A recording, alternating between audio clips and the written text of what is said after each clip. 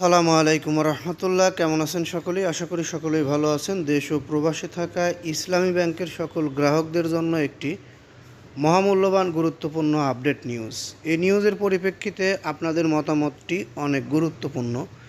এ কারণেই এই নিউজের পরিপ্রেক্ষিতে যে মতামত আসে সেটি অবশ্যই কমেন্ট বক্সে আপনারা জানিয়ে যাবেন। সেই মতামতের উপরে নির্ভর করে আমরা পরবর্তীতে এই ধারার আরেকটি নিউজ তৈরি করব।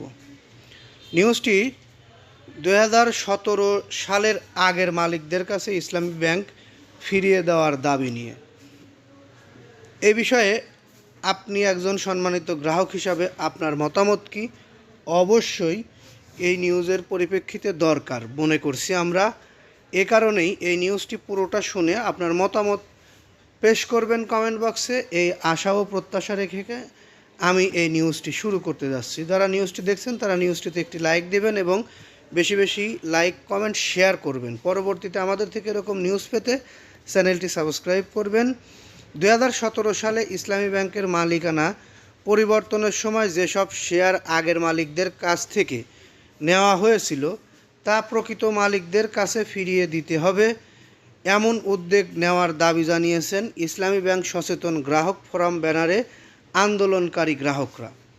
এই দাবিসহ ইসলামী ব্যাংকের পরিচালনা, মালিকানা ও গ্রাহকদের স্বার্থ সংশ্লিষ্ট বিভিন্ন দাবি নিয়ে আগামীকাল অর্থাৎ আজকে বাংলাদেশ ব্যাংকের গভর্নরের কাছে স্মারকলিপি দিবেন সংগঠনটি।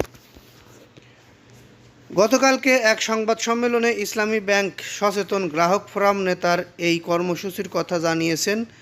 ইসলামী ব্যাংকের প্রধান কার্যালয়ের সামনে এই সংবাদ সম্মেলন এই কর্মসূচির কথা জানান সংগঠনের আহ্বায়ক নুরুন নবী। সংগঠনটির দাবি, দেশের বৃহত্তম শরিয়াভিত্তিক বাণিজ্যিক ব্যাংক হিসেবে ইসলামী ব্যাংকের স্থিতিশীলতা রক্ষা এবং আমানতকারীদের স্বার্থ সুরক্ষায় বাংলাদেশ ব্যাংককে আরও সক্রিয় ভূমিকা পালন করতে হবে।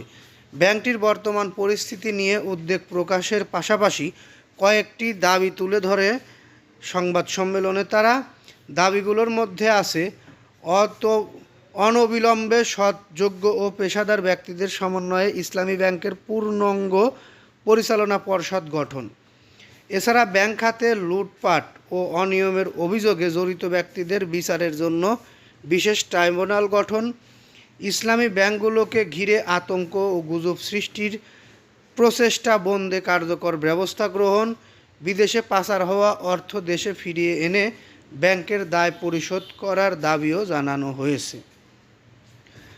আমরা এই নিউজের মাধ্যমে যে বিষয়গুলো জানতে পারলাম, এইগুলোর প্রতি যারা একমত রয়েছেন তারা কমেন্টে বলবেন, যারা একমত না তারাও কমেন্টে জানাবেন। আপনাদের কমেন্টের উপরে নির্ভর করে আমরা পরবর্তীতে এই ধারার আরেকটি নিউজ প্রকাশ করব, যেখানে উল্লেখ করা থাকবে এই ধারার দাবিতে কারা আছে, কত % লোক বা কারা এই ধারার দাবিতে নেই। মূলত দাবি হচ্ছে এখানে 17 সালের আগে অর্থাৎ 2017 সালের আগের মালিকদের কাছে ইসলামী ব্যাংক ফিরিয়ে দেওয়া বা ইসলামী ব্যাংক ফিরিয়ে দেওয়ার দাবিটা এসেছে। যাই হোক, আমি আর এই নিউজটি দীর্ঘায়িত করছি না। পরবর্তীতে আমাদের থেকে এরকম ধরনের নিউজ পেতে অবশ্যই চ্যানেলটি সাবস্ক্রাইব করে বেল বাটন অন করে রাখবেন। এই আশা ও প্রত্যাশা নিয়ে এখান থেকে বিদায় নিচ্ছি। আসসালামু আলাইকুম।